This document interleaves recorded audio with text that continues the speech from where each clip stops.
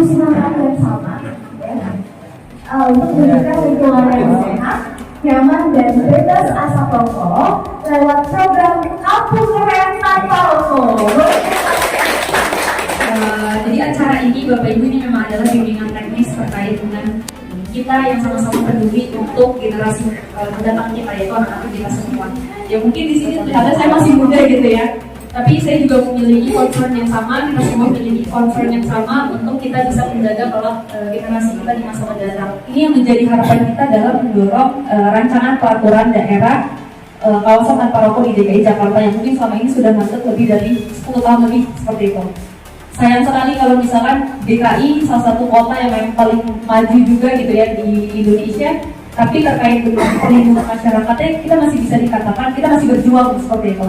Sedangkan di kawasan dan provinsi lain mereka sudah memiliki peraturan kawasan tanpa rokok itu sendiri, yang mana bukannya berarti melarang orang merokok ya Bapak Ibu ya, tapi kita mengendalikan supaya orang-orang itu bisa merokok sesuai tempatnya, anak-anak tidak terpapar iklan, anak-anak tidak membeli rokok sembarangan, anak-anak juga tidak ada yang membeli rokok, tidak ada yang membeli rokok secara batangan. Karena pada faktanya saat ini rokok masih menjadi komoditas terbesar kedua setelah beras, Bapak Ibu. Itu menurut BPS bilang seperti itu. Dan bahkan pada masyarakat yang menerima bansos sekalipun banyak sekali yang menggunakan dana bansosnya ternyata untuk membeli rokok. Jadi yang harusnya untuk pendidikan, kesehatan ternyata malah didahulukan untuk membeli rokok seperti itu. Supaya bagaimana warga-warga kita bisa menjaga dan menegakkan ini, kemudian kita bisa melindungi anak kita bisa melindungi masa depan kita, dan kita bisa sama-sama berkolaborasi untuk menciptakan generasi lebih baik ini. Itu mungkin dari saya. Terima kasih untuk kesempatan yang sudah diberikan. Mohon maaf atas kekurangannya, mungkin banyak sekali, tapi semoga bisa menjadi diskusi yang menyenangkan bersama. Terima kasih, sekian dari saya ya. Wassalamualaikum warahmatullahi wabarakatuh. Waalaikumsalam. Memberanikan diri menerima tantangan deklarasi kampung tanpa rokok. Pada saat itu Bapak RW, Bapak LNK tidak merokok waktu itu. Pak RT nggak ya waktu itu tuh kita bikin peraturan bersama. Pertama, warung-warung dilarang menjual rokok kepada anak di bawah umur. Tuh masalahnya Pak RT jalan sendiri. Kadang-kadang memang betul ada perubahan. Perubahannya tuh apa? Minimal mereka tidak merokok di dalam rumah. Ini yang kita rasakan betul ya ibu-ibu ya. Dulu bapaknya mah sok enak baik gitu ya.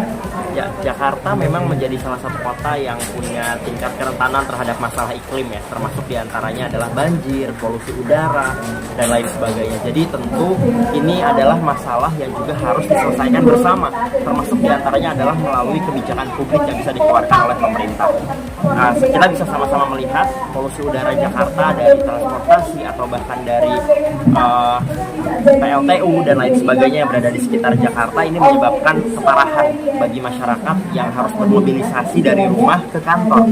Tapi masalahnya adalah ketika ke dalam kantor, di kantor pun juga ternyata masih ada polusi udara dari asap rokok begitu ya. Jadi ini ada bisa kita bilang sebagai double burden bagi masyarakat Jakarta yang kena polusi udara di luar, kemudian juga di dalam kantor. Nah, kami berharap bahwa dengan adanya perda kawasan tanpa rokok di Jakarta ini bisa memperbaiki berbagai macam masalah di Jakarta, khususnya dengan masalah rokok, masalah iklim dan lain sebagainya. Dan apabila kita bisa mengaktifasi kegiatan-kegiatan seperti misalnya menanam tanaman, itu juga sebenarnya adalah upaya kita untuk tahan iklim. Karena misalnya kalau tanaman yang kita tanam adalah contohnya tanaman sayuran dan lain sebagainya, ini juga akan membantu keluarga untuk bisa tetap menghemat, di mana sudah menghemat dari pengeluaran rokoknya, kemudian pembelian sayur dan lain sebagainya yang akhirnya bisa dikelola sendiri. Ini tentu bisa menjadi sangat bermanfaat. Jadi masyarakatnya teredukasi dengan baik, dan juga pemerintahnya bisa menyediakan kebijakan publik yang juga menjadi sangat baik juga untuk masyarakat. Ini makanya pada kesempatan ini tadi ketika kita ketemu dengan ketua pansusnya, panitia khusus Raperda, apakah mungkin misalnya untuk mendorong percepatannya, mungkin nggak misalnya tiap-tiap kampung katanya berkirim surat ke DPRD ditujukan kepada ketua pansus ya, KTR, bahwa kami dari kampung ini mendukung dibentuknya Perda kawasan tanpa rokok untuk melindungi anak-anak kami. Nanti mungkin bisa diorganisir ya, nanti tentang alamatnya, kepada siapanya dan seterusnya, mungkin nanti Mas Mandi juga bisa sampaikan. Kepemimpinan ekologis harus dipupuk sejak dini. Melalui gerakan Satu Rumah Tiga Tanaman Pangan ini, kami berharap akan muncul kepemimpinan baru yang bukan hanya punya kepekaan sosial, tapi juga punya kepedulian terhadap lingkungan. Kami membagikan bibit gratis untuk anak-anak muda supaya mereka bisa menanam di rumahnya masing-masing. Di sini kami hadirkan Trubus sebagai penyedia bibit kami, dan kemudian mereka nanti akan mengajarkan anak-anak muda untuk menanam secara baik, dan kemudian kami akan membersamai mereka ketika panen. Nah, ini juga sekaligus mengingatkan bahwa kita saat ini berada dalam krisis global dan kita tidak pernah tahu kondisi seperti apa di masa depan. Melalui gerakan ini, kami berharap ini akan menjadi budaya dan kesadaran bersama supaya kita semua peduli terhadap lingkungan dan juga punya kebiasaan dan budaya menanam di rumah masing-masing agar tersedia pangan yang kita hasilkan melalui tangan kita sendiri. Tadi kalau Bu Farah bilang yang hari ini sedang kita lakukan adalah berdiskusi, harapannya dari hasil diskusi ini menjadi rekomendasi kebijakan buat segera mengesahkan perda kawasan tanpa rokok. Jadi yang Pak baru sampaikan mungkin kalau bersurat bisa dilakukan, kita sangat senang dan kita bisa bantu fasilitasi dan juga bisa kita sampaikan sama-sama ke anggota dewan. Itu karena memang sekali lagi keresahannya saat ini adalah kalau Bapak Ibu udah mulai agak jauh sama rokok gitu ya, yang muda-muda ini biasanya sama vape, vape tapi bukan buat obat nyamuk, yang vape gitu ya, riset. Nah, rokok elektronik ini masalahnya adalah rokok elektronik ini Bapak Ibu ternyata juga jadi tempatnya buat narkoba. Nah, itu tuh bahaya. Jadi bahaya juga mau rokok yang konvensional atau rokok biasa sama vape gitu ya, ternyata sama aja bahayanya, sama aja. Nah, untungnya alhamdulillah sekali lagi di Perda KTR yang sekarang dibentuk itu ternyata udah bareng. Jadi mengatur rokok konvensional dan juga rokok elektronik. Yang perlu kita dorong lagi sekali lagi adalah kasih tahu nih ke masyarakat bahwa kalau nongkrong pun bukan cuma rokoknya doang yang nggak dibolehin, rokok elektronik juga nggak boleh.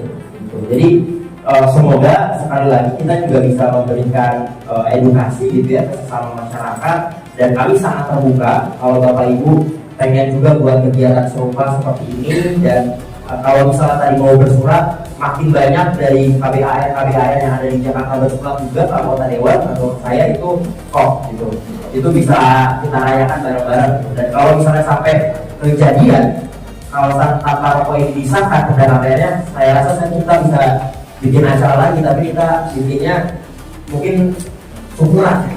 Jadi kami membuat gerakan ini adalah gerakan ketahanan pangan, di mana kita tuh berharap bahwa semua orang Indonesia bisa menghasilkan pangan sendiri di rumahnya masing-masing. Dan ini salah satu programnya Presiden Prabowo sebenarnya, tapi saya tidak mau mewakilkan itu. Yang jelas ini adalah muncul dari kesadaran kita sendiri bahwa kita memang perlu menghasilkan tanaman pangan sendiri sebagai bentuk kemandirian kita, bukan hanya sebagai warga Indonesia tapi juga sebagai manusia untuk bertahan hidup. Benar ya, Bu? Ya.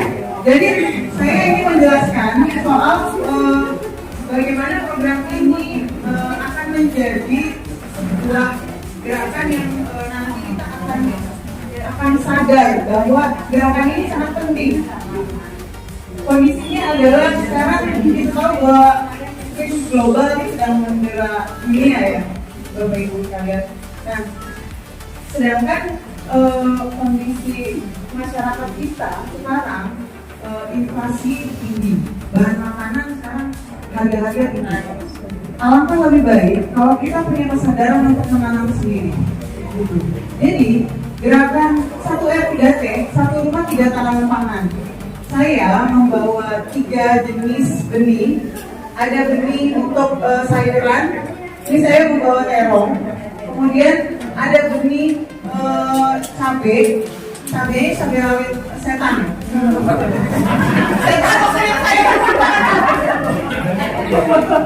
Dan ada satu lagi ini semangka. Nah, ini ada bibit yang semangka. Sebenarnya kan saya mencoba juga menanam semangka.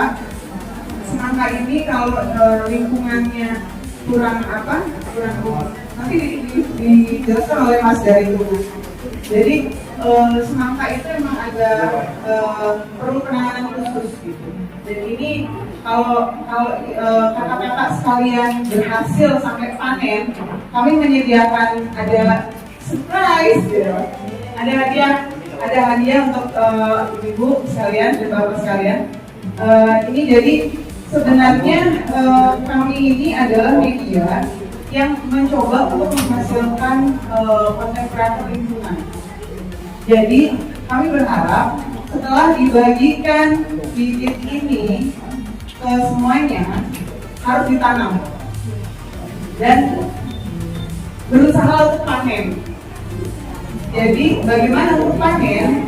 Ya, salah satunya adalah nanti bisa mengikuti atau follow Instagram Existential Info. Nanti ada di sini caranya. Jadi setiap setelah menanam itu divideokan, kemudian di tag ke Instagram kami. Setelah itu kami akan membersamai. Kalau misalnya ini ada problem itu nggak dulu kenapa saya gitu, ada apa ya gitu. Nah ini nanti kita akan membersamai itu melalui DM Instagramnya. Jadi kita berharap di sini ada yang punya Instagram, boleh ibu tangan. Iya. Nanti bisa kalau misalnya anak-anak punya Instagram boleh pakai akun anak-anaknya gitu. Jadi saat ini kita masih hanya menyediakan DM Instagram untuk konsultasi. Jadi nanti setelah ini ditanam jangan dibiarkan dilempar aja gitu, jangan gitu ya. Jadi ada tangannya dulu. Nah, kami menghadirkan tamu spesial dari Dinas Swadaya sebelah sana, baik dari Dinas Swadaya dan dari Tugus. Ya, mungkin udah pernah dari Tugus ya. Majalah dulu ya biar. Sekarang masih ada Tugus. Dan Tugus, ya masih eksis di Wisma Hijau, Cimanggis. Jadi, ya, Makassari, betul. Nah, ini ada Mas Yendi dari Toko Trubus yang akan mendemokan bagaimana proses pembibitan ya Mas ya. Ya. Baik, assalamualaikum warahmatullahi wabarakatuh. Mungkin Sekkel dan Bapak Ibu semuanya, perkenalkan saya Yandi dari Toko Trubus. Bapak Ibu, saya rasa kenal semua ya. Kita perusahaan di bidang pertanian, mulai dari buku-buku pertanian, majalah, hingga tanaman dan bibit semuanya di kita. Sebenarnya kita terima kasih kepada Bu Deti karena diajak juga berpartisipasi dalam acara ini. Konsep kita sebenarnya bukan untuk jualan sih, tapi untuk lebih ke lingkungan, lebih ke mendemonstrasikan supaya kita bisa menanam apa hubungannya dengan kampung keren tanpa rokok. Ya nanti aktivitas rokok diharapkan bisa digantikan dengan menanam. Itu sih harapan dari kami. Baik, untuk sekilas untuk proses penanaman. Jadi untuk penanaman itu salah satu kuncinya adalah di media tanamnya. Media tanamannya itu komposisinya bisa dari tanah, pupuk atau kompos dan sekam bakar. Jadi yang ada di rumah manfaatin juga bisa dari limbah sayuran itu bisa dibikin kompos. Nah kalau dari kita ada produk yang menjadi memang namanya sebutkan media tanam. Itu komposisinya tadi tanah, pupuk, sekam sama ada satu lagi kokopi. Nah untuk penanaman tadi ada bibit semangka ya. untuk beli semangka. Ini nanti yang Bapak Ibu dapat, ini sebenarnya nggak perlu display nggak apa-apa, jadi bisa langsung ditanam.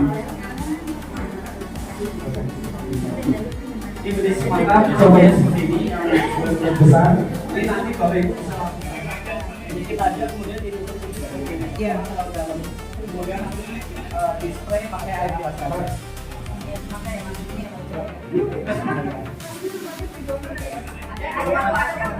Ada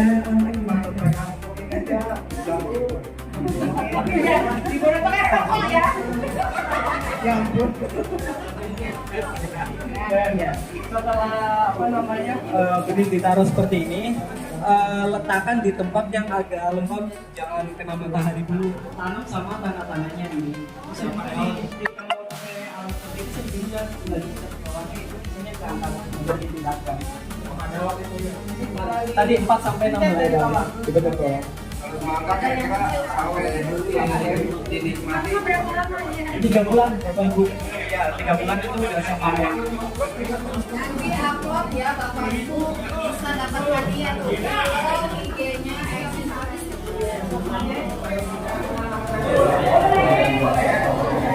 Untuk teman-teman yang kebiasaan merokok, lebih baik dialihkan untuk menanam. Karena menanam itu tidak merugikan diri sendiri, tapi bermanfaat untuk sendiri, bahkan untuk semuanya. Dan juga bisa menambahkan produksi diri sendiri.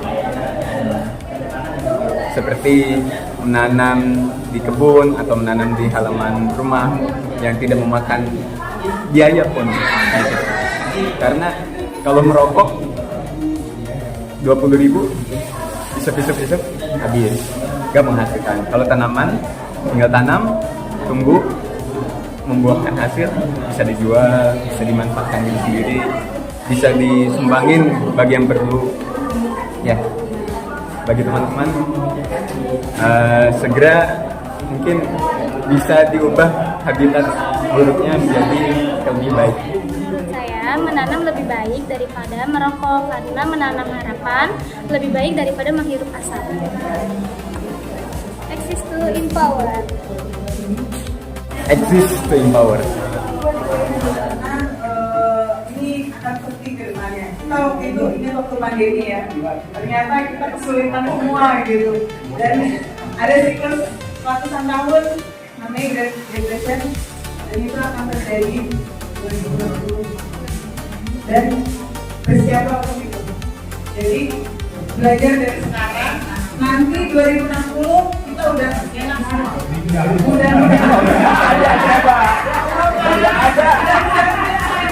Udah ada almarhum. Aduh, almarhum.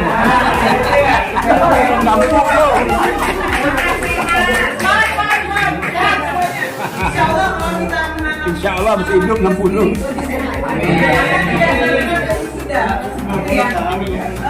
Itu saja demo dari kami, demo ya namanya. Begitu aja apa yang kami sampaikan, mudah-mudahan bermanfaat dan semoga ini bisa benar-benar diterapkan. Dan kalau ada permasalahan misalnya tanamannya tidak boleh DM ke Instagram kita. Oke, itu aja Bapak Ibu sekalian. Terima kasih atas waktu dan kesempatan pada sore hari ini.